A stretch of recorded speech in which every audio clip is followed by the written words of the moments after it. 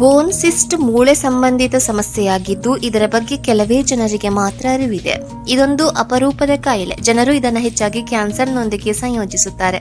ಆದರೆ ಇದು ಕ್ಯಾನ್ಸರ್ ಅಲ್ಲದ ಕಾಯಿಲೆ ಎಂದು ವೈದ್ಯರು ಹೇಳುತ್ತಾರೆ. ಈ ರೋಗ ಪ್ರಾಥಮಿಕವಾಗಿ ಮಕ್ಕಳು ಮತ್ತು ಹದಿಹರೆಯದವರ ಮೇಲೆ ಪರಿಣಾಮ ಬೀರುತ್ತದೆ. ಸಣ್ಣ ಗಾಯದ ನಂತರ ಮೂಳೆಯು ಇದ್ದಕ್ಕಿದ್ದಂತೆ ಮುರಿದಾಗ ಈ ಸ್ಥಿತಿ ಹೆಚ್ಚಾಗಿ ಸಂಭವಿಸುತ್ತದೆ.